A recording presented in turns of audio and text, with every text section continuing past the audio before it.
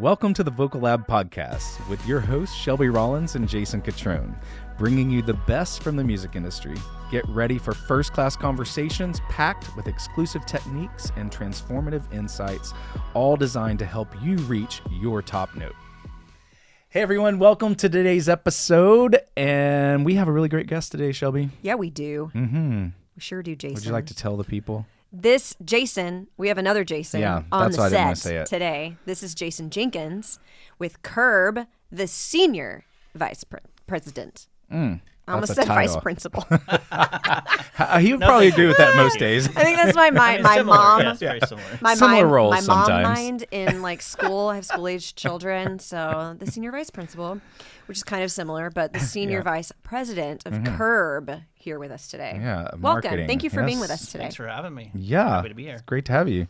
Jason and I have been friends for a few years, and we like to hit up Sperry's for a good steak and a martini and just talk about the world of music and the world of crazy. And that's It's what we're always a going to good do time. today, right? That's what we're going to do. The world of do. crazy 5 music. hours. I know. Oh, we could talk for that long easily. We could. No If problem. we ever do a crazy podcast, it's going to be on. It's going to be on. You'll Invite be me back on. Yeah, that you'll one. just be a Thank you. co-host. Yes, thank at you. that point. Appreciate it. A guest appearance. Yes. Hey, tell everyone out there a little bit about how you got your start in this crazy business of music and how you found your way to being a senior VP at a major label. Right, because that's one of those roles that people are like, whoa, Yeah, whoa, untouchable. totally. As if you just woke up one day, the senior VP of a record label. Like, how does that happen? Tell us about your story. Yeah, it's crazy because I kind of have one of those rags to riches Nashville story. Oh, I love it. My parents were in a country band in Middle Georgia. So I didn't know this. This is cool. What was the my band's mom was name? The Muddy River Band. Oh, I love it. So, Even better. My mom was an incredible singer. Wow. And then my stepdad was a guitarist, and that's how they met. So Cool. Were they doing their own music, or was it they were a they lot met. of covers? They did both actually. My mom had a couple of record deals in Nashville early on from some labels that don't exist anymore. That's cool. From the time she was 14, she was singing and coming to wow. Nashville. Did so. you sing in the band too, ever? I did not, but I was always there to introduce them on stage. I was love like 6 that. or 7 years old, and I had to be like on the stage at all times. So Nice. It's that family band thing. You always bring the kids out. Yeah. Because it's always a winner. When I was little, side note to interject here, my dad wanted me to be a country singer so bad. That's just what he wanted. He loved country music. And he had 2 cousins that were they had a band together. They were married, and it was called Leather and Lace. And I remember being like a 7-year-old singing at Leather and Lace sometimes. Like, this is a little weird. I'm 7. it's a little creepy. Not supposed to know what this means, but I've kind of figured it out, you know? But back to mom and dad, family band, you're growing up. Yeah, so I just always had the music bug. Band practice was happening in the living room nonstop, so I learned how to sleep through a lot of noise and banging, Nice. Which was so fun. Helps you today. I was obsessed with singing myself, which I moved on to actually get a vocal performance degree eventually. Where'd you go to school? I went to the Southern Baptist Seminary. Yeah. Yeah, you did. Because, that long story there we'll dive into on another podcast. But I got a vocal degree and not sad about it. So yeah, and so I just was obsessed with Nashville country music, but I listened to a lot of R&B music, which is really weird. Considering my parents were in a country band, so I kind of had this weird juxtaposition. Who was your first R&B concert? Oh, R&B concert. Remember? Boys to Men. Oh, Yeah, that's a great way one. back, way Oh my back. Boys to Men. gosh, that's a bucket list one for me. But we were. I've never seen That was that. probably my first like R&B cassette tape. Oh was yeah. Boyz II Men. I love a good cassette tape. Yeah, That's right. amazing. I saw they tried to bring those back. It didn't really take No, off. it's not vinyl yet. Yeah. You can't do Not that. Like, it's not vinyl. cool. There's nothing cool and sexy about Yeah. a cassette player. Didn't even sound that literally- great, right? literally Of talked- all of them, it oh my didn't sound gosh, that great. I literally talked to an artist this morning in a session that she's 19, and her brother gave her like it was a record player that also plays cassette tapes, which I didn't even know that existed. And she couldn't figure out for the life of her how to get the cassette tape in there. She's like, and her mom was like, you have to slide the thing in at an angle, and she's like, what? Anyway, so, like, I the just whole laughed. slip. Remember that I laughed time, and cried at the same time. I that was like, time oh period gosh. where cars had a cassette player and CD player? Oh, yeah. Through Those the were conversion. Oh, yeah. Yeah, that was That was a Cadillac. And the My CD dad had one of player those. with the cord thing that you had to plug the cassette into. Yes. You stuck the Oh, cassette yeah. in so the CD player could play. That was Yes, I think we're yes. dating ourselves. We really are. big Let's time. move on to other topics. Well, So Yes, I went to college, moved back home for a second, just to figure out what I wanted to do. And one day I was just like, I got to go to Nashville. That's what I have to do. So I legitimately packed up my Honda Accord. I worked for Publix at the time as a Yes. customer service manager. Amazing. So I had a Love me some job when I Publix. moved here. where And shopping is a pleasure. I know. I had my big tube TV in my back seat and a bunch of clothes on top. And I found a roommate on roommates.com because that was a thing back then. Nice. And he also worked for Publix, so I was like, okay, at least if you're a serial killer, I know how to catch you, But Yeah, I know where you work. I lived on an air was mattress the in his butcher. floor for a while, Nice. and I applied for jobs as soon as I got up here. I actually got hired within 2 months in kind of Wow. a mailroom type position. Mm-hmm. I was a Classic credit at story. Word At Entertainment, Word, so I was okay, doing the so Christian music in thing. music. Yep. mhm. But that's I a was- classic story, starting in the mail. I know. Start in the mailroom. Well, really it was is. like kind of the proverbial mailroom situation because I was a collection agent. I called Christian bookstores every day, all day, and said, "Now, Donna, I'm gonna need you to send the money, or we're not gonna send you more You owe us CDs." money. And Donna would be like, "Oh, okay." I didn't know this was a thing. Yeah, so we had Oh a my whole gosh. department. We had like Wow. 15 people doing this at that time. So Wow. when the CD was alive. Oh my gosh. So I did that for about a year, and then I moved into A&R. So I was like, I got to get out of this, So, and then I've been in finance and marketing and live events and all kinds of stuff since then. So Yeah. and I kind of landed here. Was there someone at the company that saw something in you that would be like, hey, this guy gets A&R Let's get marketing. him out of the Let's mailroom." move him out of this. Or Yeah. was it something you just expressed interest to and it kind of found its way to the people that needed to That's a find good it? question. I had to fight pretty hard because Those are music is coveted not jobs. yeah, and the music industry is not known for people like observing others' talents as far as inside the industry. Yeah. It's more because That's you're interesting. so concerned about your creativity and what you're bringing to the table that you're not always looking for the next up and comer internally. Yeah. So you really have to claw and fight and show your worth a lot. So For those like of you, a flaw in the system, to be Sounds honest. like it. Because if maybe, and correct me if you feel like this is not really the right vantage point, but do you feel like maybe since the music industry as a whole is so somewhat self-indulgent and insecure, because we're all looking at like, who, me? am I bringing my A game? Am I going to get cut? Am I going to get dropped from my label or whatever? Because even once you arrive at some level of success, there's still a lot of fear around for maintaining sure. that level, right? But the people that are moving up through the ranks or whatever, when we're so looking internally at me, and I feel like I have to parent my own kids through this, that walk through their own levels of like insecurity in childhood and like figuring out who they are and their place in the world. When we don't ever graduate from that in our mind and mature to see outside of ourselves and to look at other people, then we create cultures like this in any industry, but maybe more so in music, because it is already so. The creative industry can be somewhat self-indulgent, right? To never really be looking at others and how can I lift somebody else up and spot the gold in that person and draw that out, because I'm thinking like a leader, but instead I'm thinking like that poverty mentality, that scarcity mentality of like, I have to hold on to my position.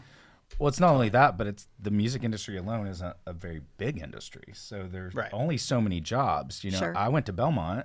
Just I don't know. down- There were 15 people asking Donna for money. Well, that's true. Well, I'll get to that point in a second. We'll let him the chime in. collections thing. oh yeah. Collections, yeah. You're Yeah. like, Oh, wait, that what? Donna. I was like, That who's Donna. Donna? And then I'm like, wait, that's my story. Your story. No, I went to Belmont. I forget how many people Belmont alone, that school alone, churn out a year with music business degrees. And there Yeah. aren't that many jobs open just down the street on Music Row where his Sure. offices are. Yeah. Off that row. And so it's a very small industry, so it does become quite protective. Yep. But on top of that, And competitive. the creative space inside of this bigger industry, yes, there are collections people, there's accountants, there's all kinds of people at labels and every auxiliary service. But the creative side, which you're in, marketing and from A&R perspective, those are the coveted jobs because it's the fun job inside the big big machine, right? Right. And so A&R, for those of you who don't know, it stands for Artist and Repertoire. You can maybe talk a little bit about some of the things you did in that role and continue to do in finding and developing artists. Yeah, it's now such an even smaller cesspool of when I started. Like you said, I know. I was like, wait a minute. A good cesspool sometimes, but it's a much smaller world than it was even 18 years ago when I started. And there are less jobs and everyone's kind of just dabbling in every different department because it kind of takes that effort, right? And labels have been working hard to evolve and stay relevant and to make sure that they're providing value too. Like labels have a bad rap among a lot of artists, but really there is, I'm not just saying this because I work for one, but I found my place in that world because we do bring a lot of value. We do actually care a lot. And most of the people on our side of the industry are artists in some rhyme or reason or some sort of method of artistry. Yeah. Even the finance people, they could go make probably triple the amount of money working at, Wall Chase Street Bank or whatever. Right. That's a really valid point. But in our industry, they would rather make a little less money and do something they're very passionate about, and they have some big passion for music and artistry. So I think you have that, and that's why the jobs are so coveted. And then people kind of get into it and flounder a little bit, and like, where do I belong? I did that. I was like, I want to do X, and then I get into it, and I'm like, oh, this is not really that fun anymore. Yeah. And it's just a lot more stressful than I think a lot of people realize.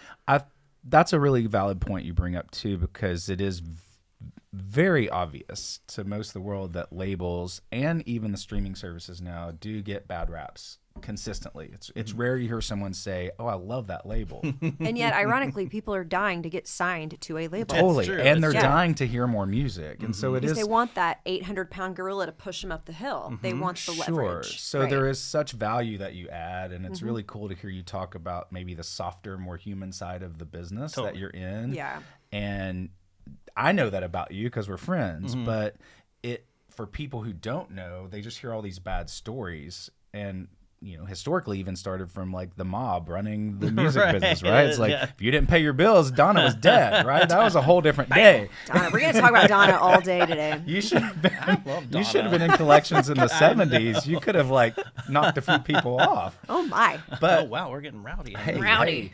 But no, it is really cool to hear you talk about the internal side of your team of people and the people you interact with every day. Yeah. Because with us on the creative side, primarily, we're interacting with the artist. And so we get that space in between the two of you at times where they're frustrated because I just got off a call with Jason and they're not giving me the money for this budget and I feel like my career's over. What do we do? And then Shelby and I have to sit there and be like, hey, it's okay.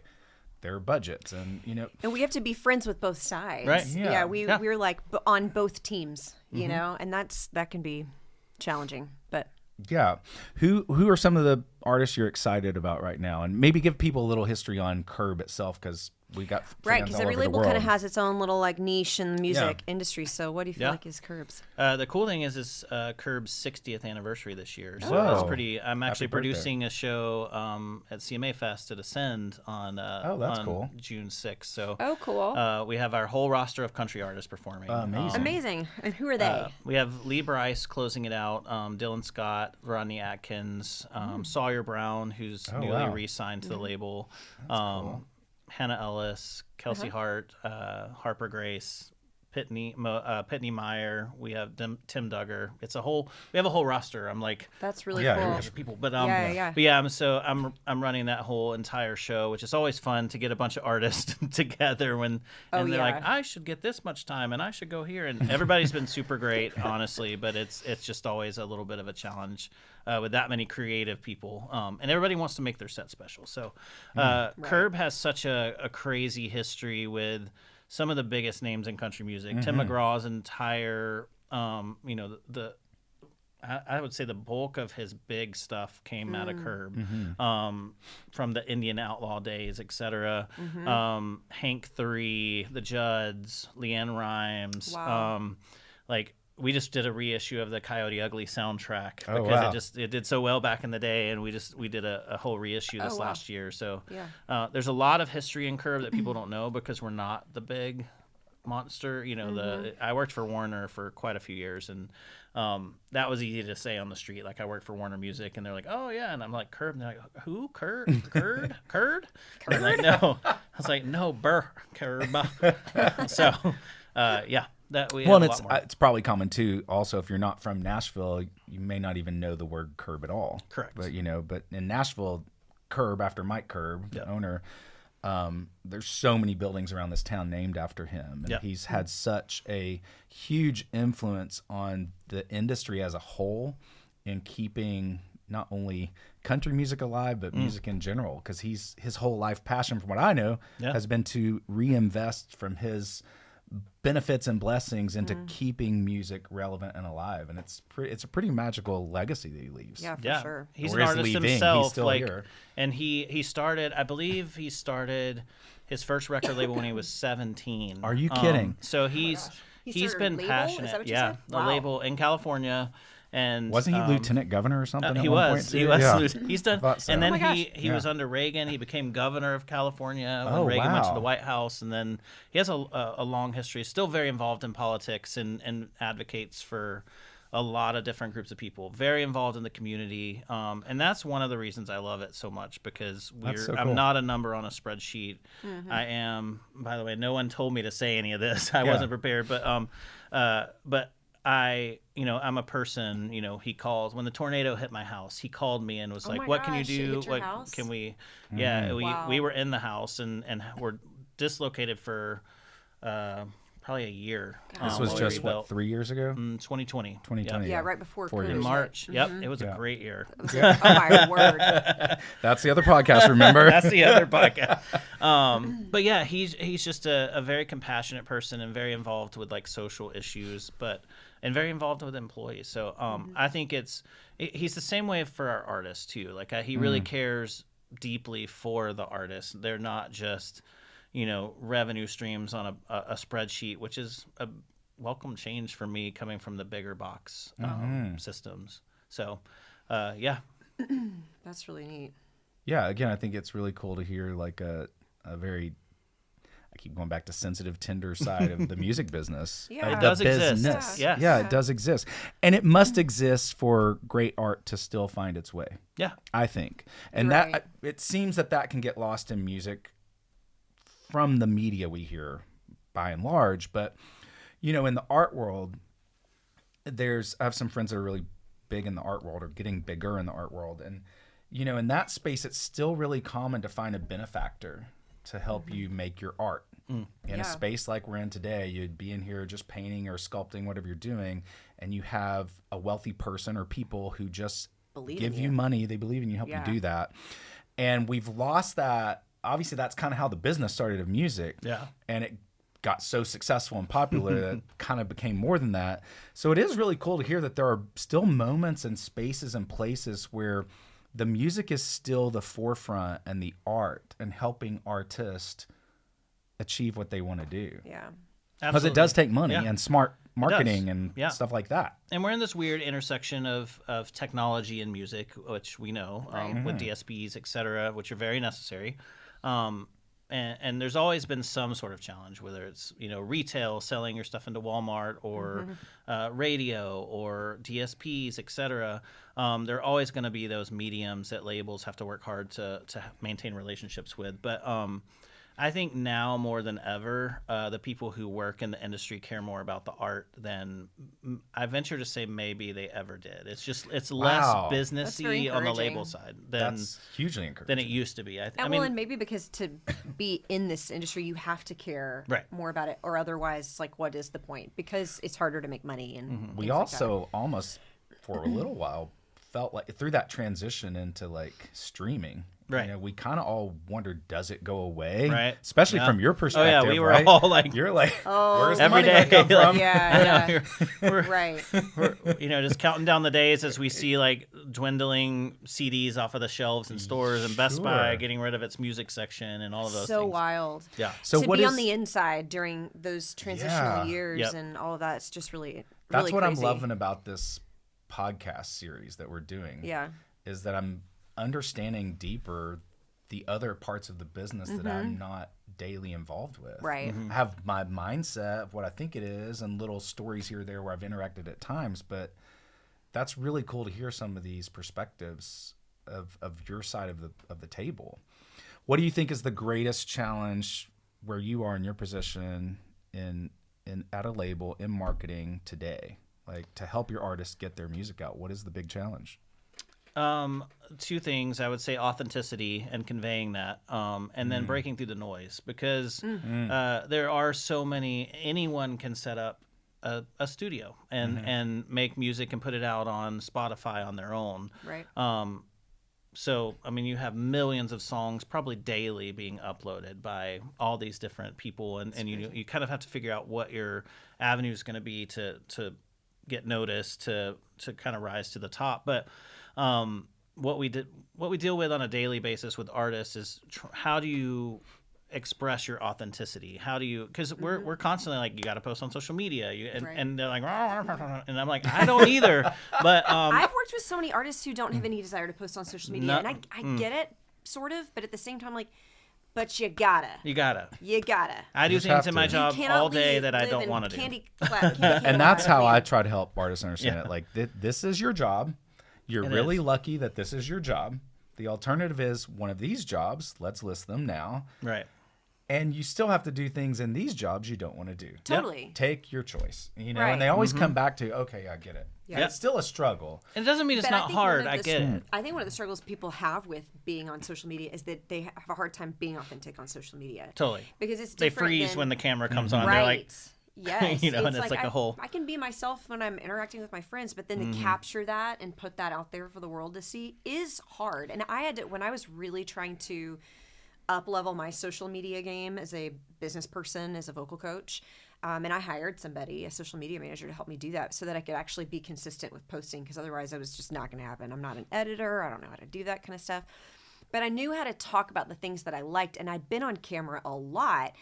But I realized that there was still something missing of my personality when I tried to be on the social media side. And there was a learning curve. It took time. It took iterating and experimenting and doing bad reels for a while, you know, to get to that point of like you flush it out and you start to get to the good stuff. And I think it's just consistency, continuing to show up and just do it. Do it even if you think it sucks. Like, show up. Keep going. How do you help them through that process? Because it's almost every artist. It is. It's every artist. If they get it already, they usually come to you that way. Absolutely. Right? Yeah. And there are, and I mean, we even have, you know, we work with artists that have it down, but they just get exhausted by it. Yeah. And I get it. Like I it's a do, job. and they don't, you know, they don't think we get it a lot of times, but I'm like, because I don't have to post on social media for my job. I post like one post up every 6 months or something. I'm not super active, but you know, I see the flip side of the coin, and I'm like, this is your brand. And I'm like, why would you not want to talk about what you're passionate about? Yeah. And you can do it in your own way. Never ever will we say this is how you have to present this information. There are people that have different schools of thought on that, but never once will I sit with an artist and say you have to say it like this in this manner under the that's not. I want you to be as authentic as possible and just do what feels most comfortable. Some are comfortable doing dance, you know, challenges or whatever, and some are just feel better hiding behind a plant and, you know, singing or whatever. Yeah. And I don't know where that came from, but that was it sounds good. That was Sia. Prop that we have here. Yeah. But it is an ongoing. Every She artist definitely is was different. hiding behind it. She's like It worked she for her. literally made that her brand. She like, did. I hide It's behind my hair. quite I hide behind fascinating, whatever actually. I I want to can. do that. I know, it's really fascinating. She made some. I probably because she didn't really want to be seen on social media, but knew that she had to. I'll never hunting, forget I that don't first know. time on the Ellen show. She sang backwards with that wig. I she remember had. being incredibly. Oh, the confused. really She funky had that one. little Like, funky wig, yeah. but she sang Yes. backwards, and you never saw her face. I was like, "That's brilliant." It was weird, but it was brilliant. Yeah. Yeah. Definitely made me know who she was. Yeah. Well, again, you touch on a great point, which we've done a series on and will obviously continue to, the authenticity of art. And it's obviously what helps you initially probably notice someone more to even consider signing them for a deal. Have you ever signed anyone that's not been authentic to who they are? It doesn't mean they don't grow still. Obviously, there's growth in everything, but yeah, I would say, like, I mean, we've definitely worked with artists that did not have that fine-tuned. I think it's less so these days because, you know, we have so many mediums we can explore. Like when we can see them on social media, we can see unsigned artists easily.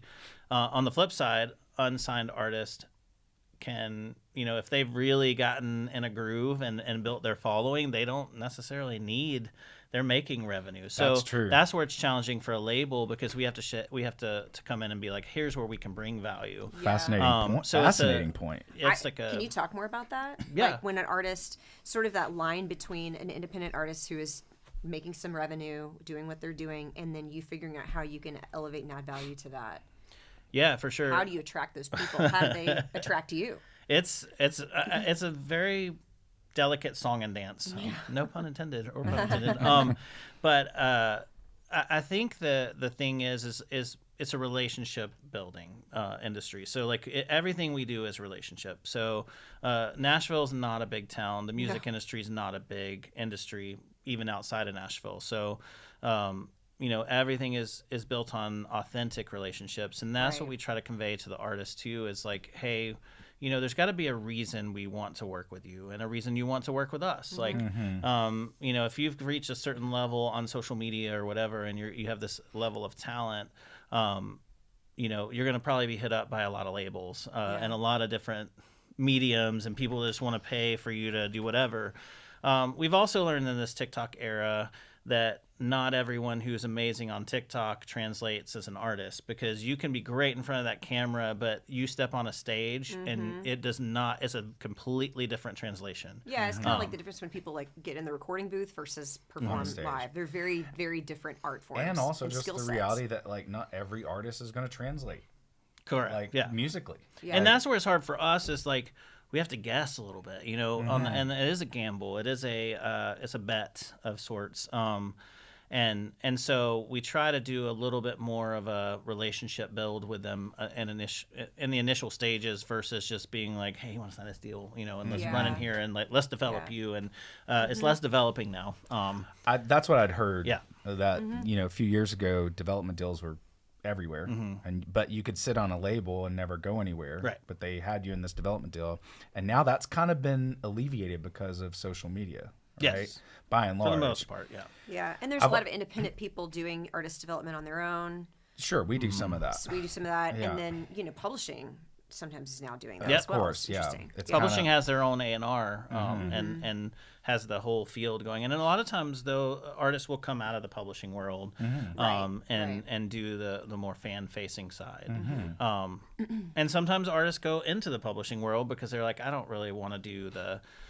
it's kind of a shift in like finding out where they want to be. Like we really do want to hear like, what do you feel good doing? What do you, because if you don't feel good doing something, then it's not going to come across authentic, and it's not going to be not going to work. Now, in your role now as the senior VP versus when you were doing A&R, how much of those different independent artists sort of come into your radar, and how did they do that? Like, how would somebody who is independent, who would love to be picked up by a label, how would they sort of come into your orbit so that they can be noticed?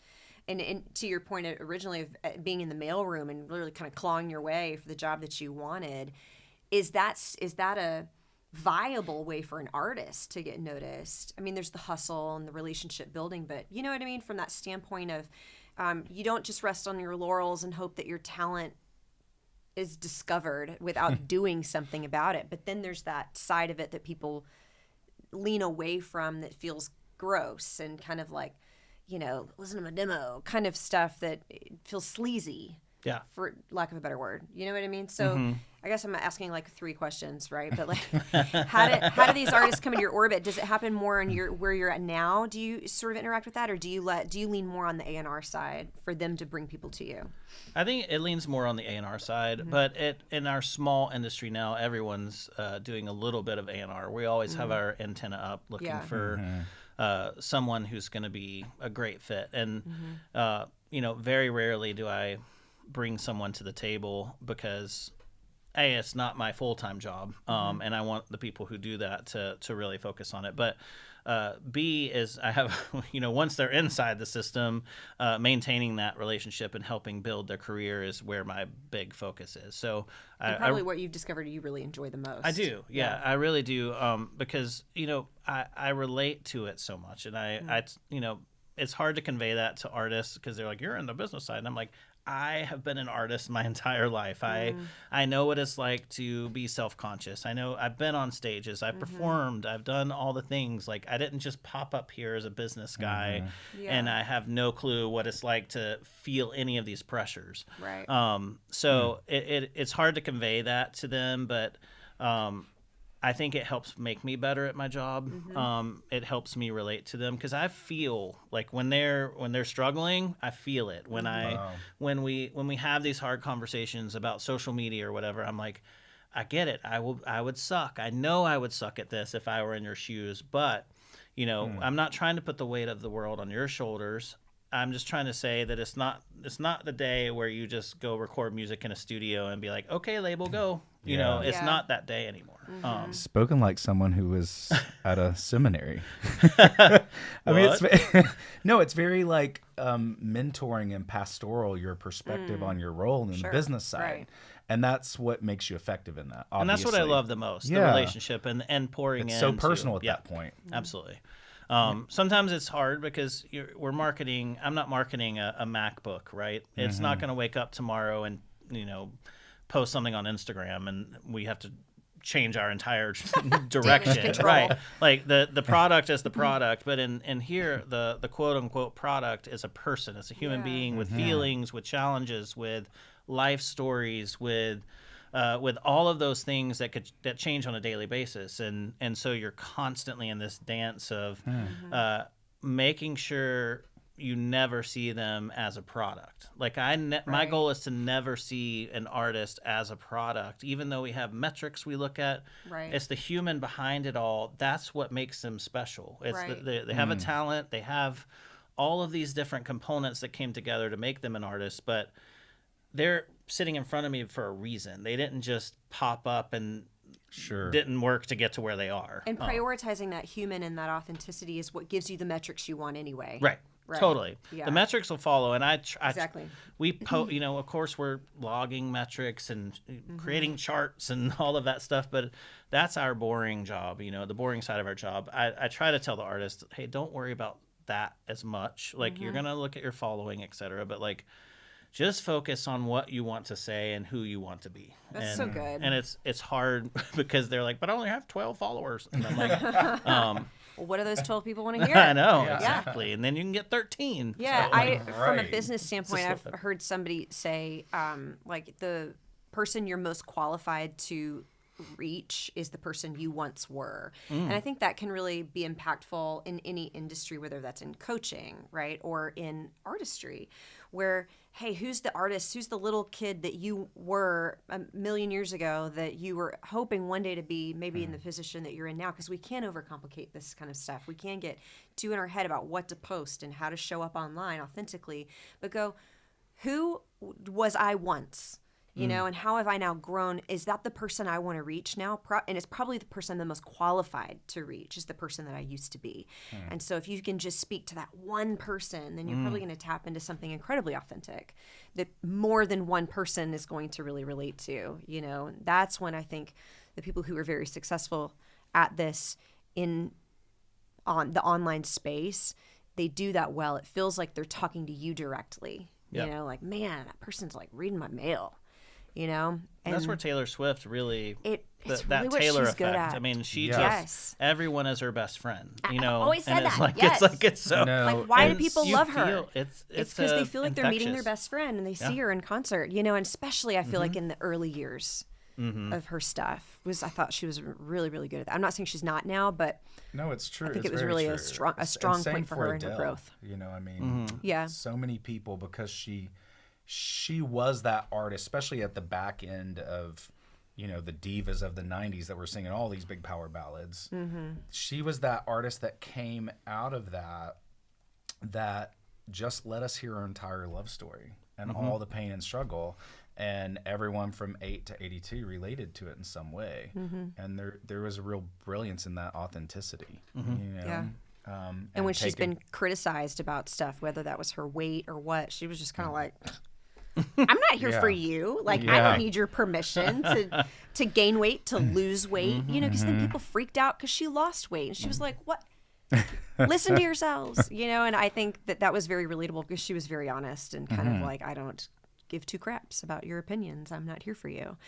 Even though she's here for us, right? Yeah. Ironically, it's like I'm weird, the approval is not based and contingent on the or how do I say that differently? Her value, her worth is not contingent on her approval, but she's there for those people to share her worth and value. You know what I mean? And I think that's something that gets lost in translation, and we can maybe overcomplicate. We were talking about that before, overcomplicating things and like keeping it. We were talking about another episode about keeping the voice simple. Our job is to remove obstacles from people that are overthinking stuff. And like, hey, it's easier than you think. You got to reframe. You got to reframe this. That's the biggest issue in all of this, though, is overthinking, because artists want to categorize everything. So they want to be like, okay, this is my social media person, this is my songwriting person, this is my performance person, and really it's all the same. That's the same where team. like Adele, people like Adele and Taylor Swift, you have to like have some level of I don't care. You know, like you care, but you don't care. Like you have to not care so much. Can't care so much. Right. Yeah. You're About just the gonna outcome. get yourself all worked up, and I'm like, I do enough of that in my own like life. You know. Right. Control what you can control, and then like detach from the results. Right. Yeah, I think someone once told me, I don't know who it was, but they told this story about Elvis.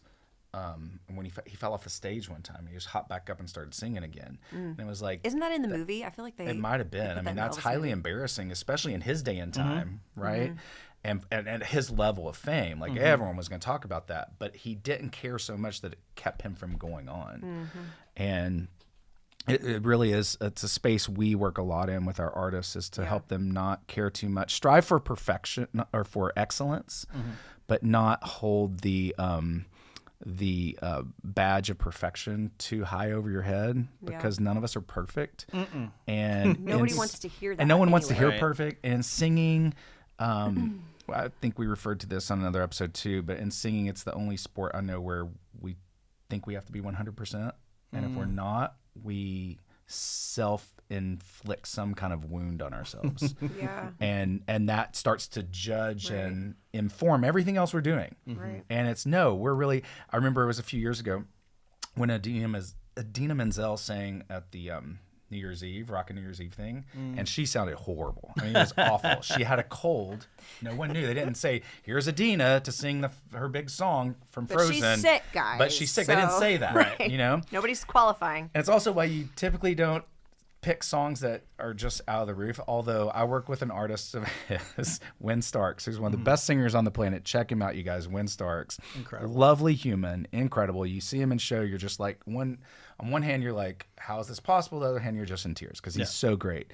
And then he just hugs your neck and you're just still in tears, right? He's so amazing. And but he's an artist who still sees me as someone who can help him. And I look at him and go, I don't know what I can do for you. You're insanely talented, other than keep you healthy and mentally.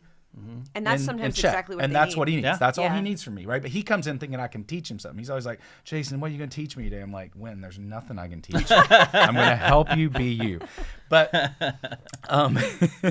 but you know, there's an artist where, like, you and I both know him. It's like, does he ever have a bad day? Of course he does. Yeah. But he's got these songs that are just like, over the top, these high notes. Like, how does he keep doing this? So yeah, she has this big song from Frozen, this big, huge note. She's under the weather.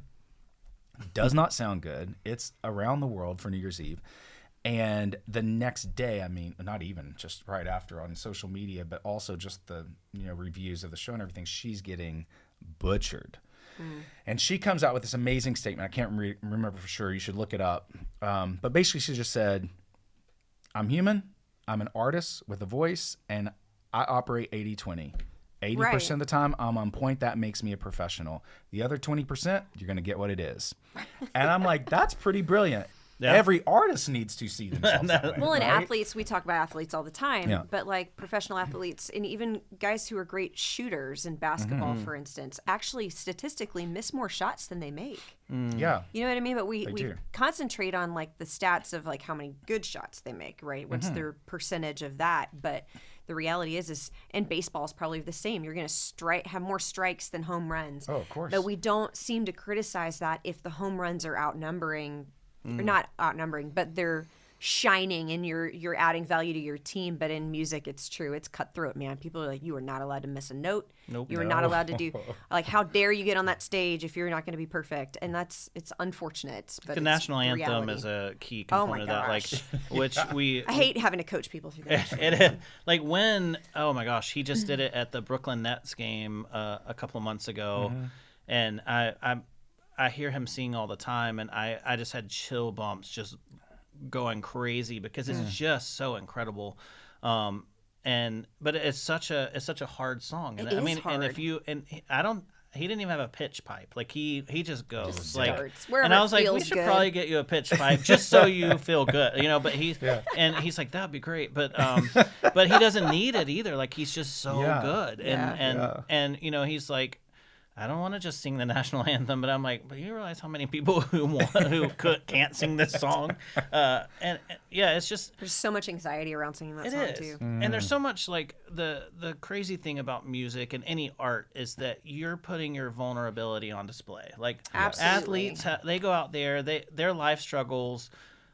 It's similar to stepping on stage, but like a lot of the artists are performing songs that come from their life. Like they don't get to completely disassociate from what's going on in their personal life. Right, so you're right. The vulnerability is on display. Like a painter, like that point. came from some depth. It didn't just pop out of you. Weren't just like, I'm gonna scribble on some paper, because anybody could do that. But like it came from a space, and it's like. And then people are looking and listening to your vulnerability, and it's like, ooh. And what's crazy, too, I think about an artist, I always say that I think singing is the most vulnerable art form that exists. Because a painter, while they're doing that exact same thing, they usually paint that in private and then put it out there, and it's like, I'm already done. I already fleshed out my feelings on the canvas, and now you can judge it. Whereas an artist is fleshing out their feelings live, night after night after night. Yep. For an audience to have to see. And your voice is the only instrument that's not made by man, right? It's in your physical body. So it's incredibly personal. And because it's attached to your speaking voice, because it's the same muscle, right? It's the same thing. Like it or not, for better or worse, whether this is healthy or not is not the point. It is in forever attached to our identity, And so that's why there's, I think, so much just anguish for artists over this kind of stuff. And I deal with this if any time. I have a theater background. I did a lot of musical theater before moving into like pop only. And I end up coaching sometimes theater people who are transitioning into more pop stuff. And it's always this thing of, their vulnerability always comes up. It was like when I was an actor, I could totally do these things, but now I'm singing my own songs that I wrote, and it's like so much more vulnerable because I'm having to be myself, and they don't know how, and it's very real. See that with a lot of actors I work with too, and dancers. This is one thing that even musicians, they're really their primary thing. They want to do voice, and it's always the hardest. It's always the hardest. Yeah. But it's the one we hold so tender and dear as well. Yeah. And that's why we need people like you to help us see that there's humans behind the business that care about you that as a are musician. Just really trying to connect all these other parts from the business aspect of that humanity and authenticity, so that music, again, great music and great artists can just find their way. Yeah. And that's what's fun about it. I think a challenge too with it is that some artists will see that, when I'm saying, hey, I need you to do X or whatever, it's like this, oh, well, y'all just need to make money off me. And I'm like, I have a job tomorrow, the next day, the next day, the next day. Like what I'm trying to do is legitimately help you with a career. Like, I'm trying to help you not self-sabotage, because I have worked with hundreds and hundreds of artists, and a tiny fraction of those have gone on to be recognizable names. So you have to really, really want it. You have to not look for every excuse to be like, I don't want to do this because blah. You just sometimes just have to suck it up. And like most of us do in our careers. But like there are plenty of things we don't like to do and plenty of people we don't like working with. But guess what? We have a job to do. Yep. And we're just lucky enough to do something we're super passionate about. And it's really fun. Dream about. Like I dreamed about this as a kid. Like I get to, when I'm frustrated, I look at it and I'm like, people would kill to have my job. Yes. And I also would kill to have my job. Right. Even on the worst days. We're about to kill you to take your job. Totally. You mentioned something that I kind of want to ask you about. I know we probably should wrap it up, but I want to ask this. You mentioned you can see when artists are starting to self-sabotage. What are some of the most common ways that artists do that? Kind of throw those proverbial hand grenades into their own business. Yeah, it's more common than not. Getting in their head, honestly, is the biggest thing, and just over analyzing and thinking everyone's out to get them. And that's a common thing from everything from musicians in their band to it is that what we talked about earlier.